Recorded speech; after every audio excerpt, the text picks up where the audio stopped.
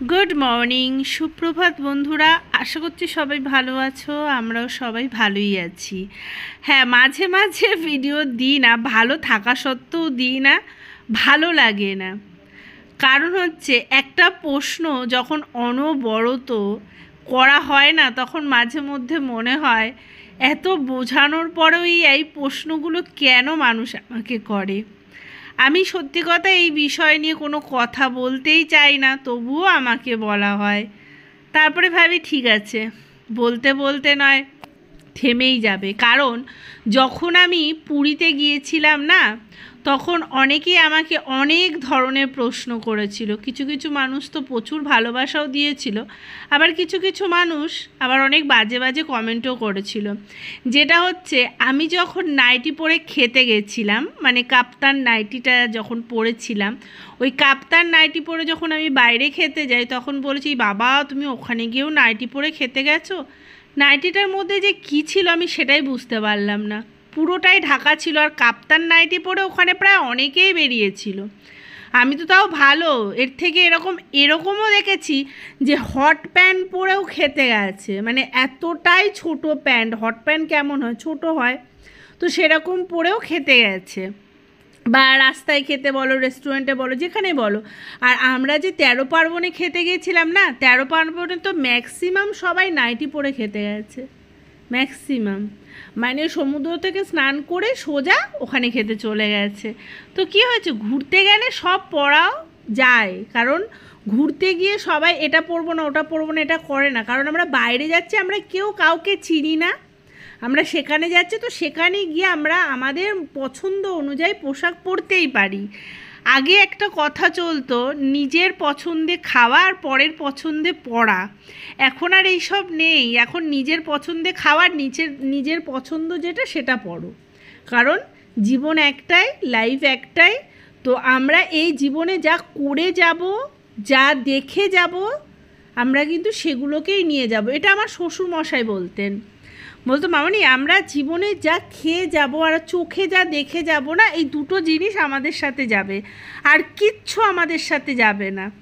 তো আমি এটাকে ভীষণ ভালোভাবে মানি। হ্যাঁ, আর একটা হচ্ছে সৎভাবে চলো, আমি সেটাই চলি। ঠিক আছে, ভগবানের কৃপায় আর আমার গোপাল আর রাধাকৃষ্ণের কৃপায় ঠিকই আছি। আশা করি বাদবাকি জীবনটা এইভাবে কেটে যাবে, অসুবিধা খুব একটা হবে না। ঠিক আছে, বাজারে গিয়েছিলাম সকালে, তো সেখান থেকে কিছু বাজার করে এনেছি। সকালবেলা বাসি কাজ করেই আমি বেরিয়েছিলাম বাজারে। ওর জন্য এসে আর চুড়িদারটা আমি সময় পাইনি পাল্টানোর, একটাই কারণে, পার্থিবের আজকে থেকে পরীক্ষা স্টার্ট হয়েছে। আর পার্থিবের পরীক্ষা হলে আমার ভীষণ টেনশান হয়, এটা ছোট থেকেই।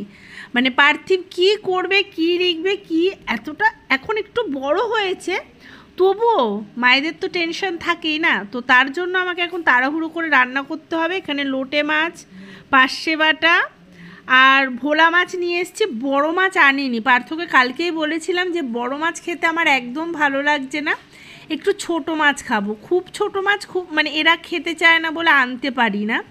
যেমন ধরো মোরলা মাছ, গঙ্গার চুনো মাছ, এই টাইপের মাছগুলো আনতে পারি না, ওদেরকে বেছে দিতে হয়। ওদের এতটাই সূক্ষ্ম গাল যে ওরা একটুখানি কাটা পেলেই ব্যাস ওদের কাটা ঢুকে যায়, ওই জন্য ওই মাছগুলো আনা হয় না। লোটে মাছটা নিয়ে আসি, কারণ চোখের পক্ষে কিন্তু লোটে মাছটা ভীষণ ভালো, বাচ্চাদের লোটে মাছ খাওয়ানো কিন্তু ভালো। আর লোটে মাছ তো আমাদের বাড়ির সবারই খুবই ফেভারিট। আমরা যখন 4 জন ছিলাম তখনও ফেভারিট, যখন আমার পার্থিব হলো তখনও আমরা 5 জন হলাম, তখন তো আরও ফেভারিট হয়ে গেল। মানে আমরা 5 জনই খুব ভালোবাসতাম।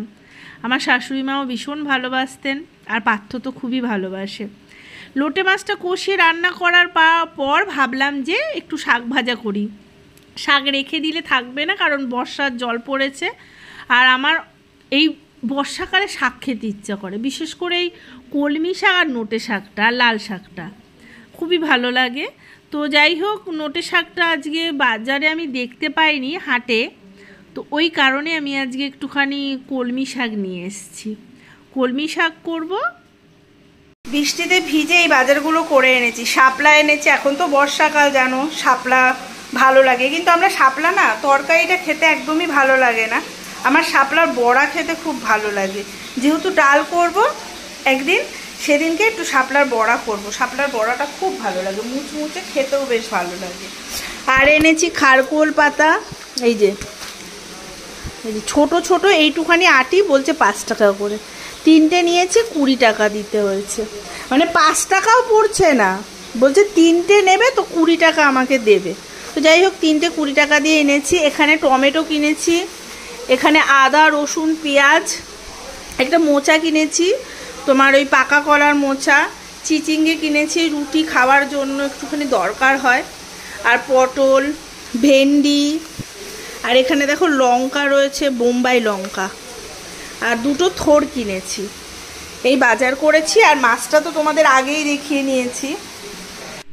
বাজারগুলো দেখানোর পর রান্না করতে করতে আরও একটা কথা মনে পড়ে গেল। একজন দিদিভাই আমাকে লিখেছে আমি হচ্ছি স্বার্থপর।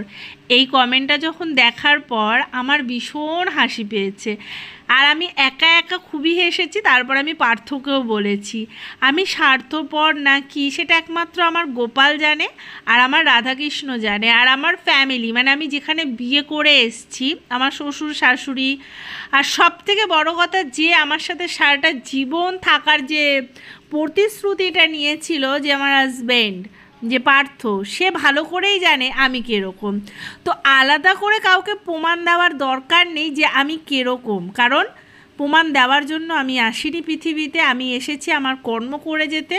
আর আমার একটা ছোট্ট বাচ্চা আছে, তাকে যখন পৃথিবীতে এনেছি তার দায়িত্ব আমার ওপর, তো তাকে ভালো করে মানুষ করার জন্য। কে আমাকে স্বার্থপর বলল, কার জন্য আমি কি করেছি, কার জন্য কি করিনি, এই সব নিয়ে আমি এখানে বিতর্ক করতে আসিও নি, আর কোনো দিন করিও নি, আর করতেও আসবো না, ঠিক আছে? আমার এই ভগবানই সব জানে। আমার অনুকূল ঠাকুরের যেহেতু আমরা দীক্ষিত, তো আমার আলাদাভাবে তার একটা আসন পাতা দরকার, ওখানে আমি পেতেছি। আর এখানে আজকে ফুলে ভর্তি করে পুজো দিয়েছি, কারণ গাছে আজকে অনেক ফুল ফুটেছে। আর মানে তোমার ওই কাঞ্চন ফুলগুলো একটু কম হচ্ছে, যা হয় তা কিছুটা তো লোকের ঠাকুরের ঘরেও যায়, আবার কিছুটা আমার ঠাকুর ঘরেও আসে, সবাই নিয়ে যায়, আমি কাউকে কিছু বলি না, কারণ ফুল ঠাকুরের পায়েই যাচ্ছে, তো সেখানে বলার দরকার নেই। স্কুলে এসেছিলাম, প্রচুর পরিমাণে বৃষ্টি হচ্ছে, আসতে তো হবে যেহেতু পরীক্ষা হচ্ছে। আমি এখানে একটা ব্যাংকের সামনে দাঁড়িয়েছি, তাই ভাবলাম তোমাদের সাথে একটু দেখা সাক্ষাৎ করে নিই। তো চলো ভিডিওটা আর বেশি বড় করব না, এখানে এন্ড করছি। জানি না কার কার ভালো লাগলো, কিন্তু হ্যাঁ, যারা মন থেকে মামনিকে ভালোবাসো অবশ্যই ভালো লাগবে। তো চলো আজকের মতো টাটা, সবাই ভালো থেকো, সুস্থ থেকো।